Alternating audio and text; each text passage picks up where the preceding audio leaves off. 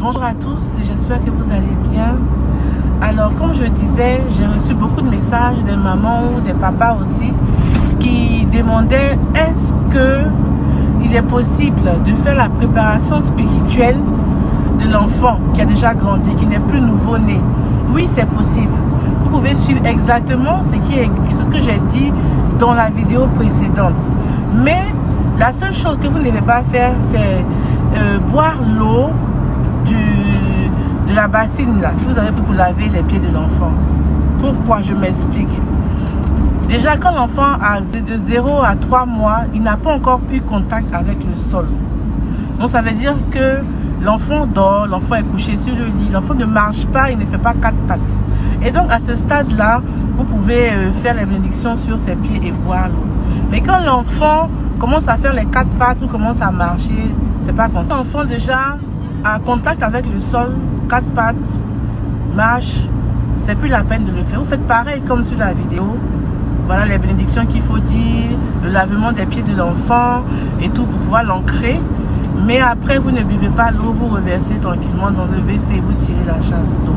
Je dis bien dans le WC, je n'ai pas dit de verser par terre ou de verser, non, non. Soit dans le WC. Pourquoi le WC? Parce que l'eau part, personne ne peut l'utiliser après. Donc ne versez pas dans un endroit où quelqu'un peut marcher, peut toucher pour manipuler. Versez ça dans le WC et tirez la chasse d'eau. Voilà.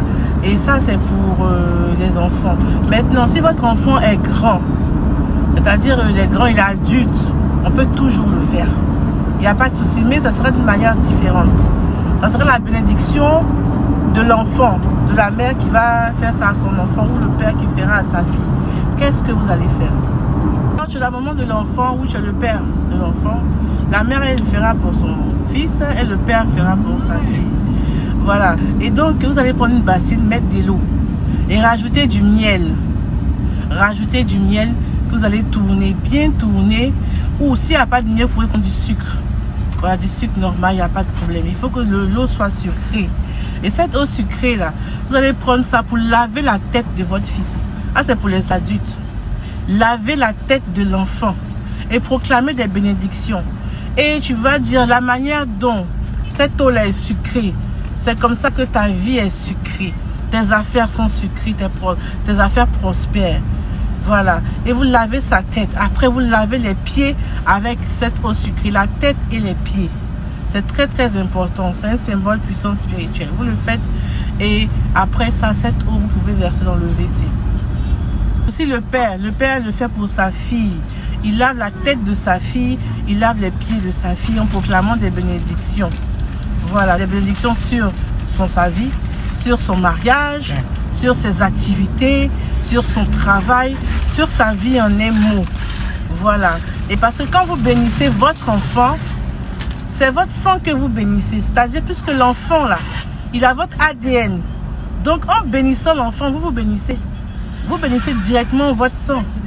Et en maudissant un enfant, vous maudissez également, vous bénissez votre ADN, votre sang. Parce que l'enfant est la résultance de 2 personnes, de 2 sangs confondus. Donc, la partie que vous bénissez, là, c'est votre partie à vous. Donc, automatiquement, cette bénédiction aussi revient aussi à vous. Et à tous ceux qui porteront ce sang-là aussi. Donc, c'est un symbole spirituel, n'est pas négligé. Lavez la tête de vos enfants avec de l'eau sucrée. Voilà, c'est très, très, très bénéfique spirituellement. Alors, portez-vous bien, bénissons nos enfants, parce que c'est notre sang qu'on bénit, c'est nous-mêmes.